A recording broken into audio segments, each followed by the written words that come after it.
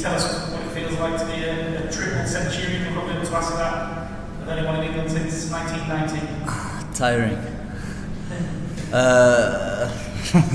Lost for words, to be honest. I'm just happy that the team's in a strong position to win the game tomorrow morning.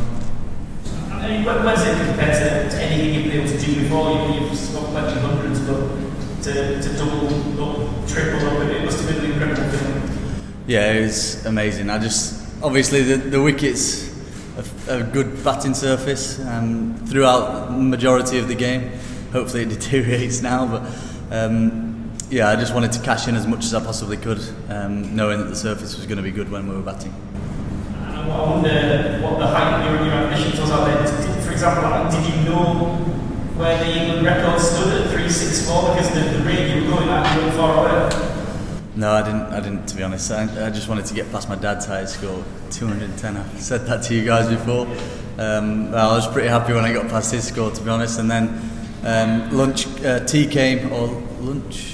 came, and yeah, we spoke about the game moving forward, and going out there after lunch was to try and put the foot down and get a decent lead going into tonight.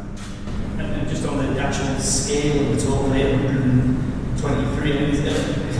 You ever seen the game? The Westland's got 800, it feels fairly surreal. No, yeah, I don't think I've ever heard of a score like that before. No, but yeah, like I said, me and Rooty, both of us, we just tried to cash in on what was a good pitch. And in terms of, I guess, the impact of a huge stand like that, a massive total, the idea is that you tire out, break the opposition a little bit, and maybe we saw a little bit of that with how they lost wickets early at the start of their innings. Yeah, absolutely. To be fielding out there in that heat as well for 150 overs, we did exactly the same, and the impact that first ball has on their dressing room as well from Wokesy, to see that go down early on, it hit a crack or whatever, and that puts them under a lot of pressure, losing a wicket on the first ball, and they have that uncertainty of what the pitch might do when they go out there at first. So yeah, the boys bowled phenomenally well there. Everybody toiled really well, and yeah, it was an unbelievable last session. Chris Stocks, please. Harry, you've already mentioned, it starts out as 1990, England scored 300, you're only the sixth man to do it for England. Is the scale of the magnitude of what you've achieved sunk in yet? Because it feels quite surreal for all of us, I think. Not quite, to be honest. I'm still absolutely knackered, so I'm sure I'll sleep well tonight and reflect on it a bit more later on.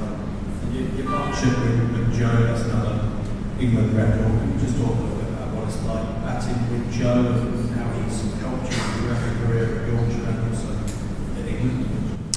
Yeah, we weren't talking too much. We were both struggling with the heat for a while, but no, it's mega to bat with Rooty. It makes you feel so comfortable when you're watching him at the other end. He makes the game look so easy, and he's playing the ball so late and making the bowlers look slow. So yeah, it's good to watch from the other end, but not only watching him, it helps you as well, because you feel like the game's he makes it look so easy basically. And the way you've started your career, do you think there's a chance you can ever catch up Joe? Those runs? God knows. Who knows? That's a hell of a long way away yet. I'd just be happy to be playing for the next 5 years, to be honest. Stephen, Simon, and then we'll do two more after that.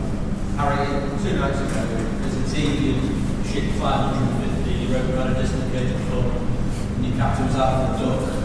Fast forward to today, the position you're in. Can you just talk a bit about the spirit that you guys have shown to get back into this game the way that you have, and maybe how that was fostered before the series began? Like I said, it's a good wicket, and me and Rooty both just tried to cash in.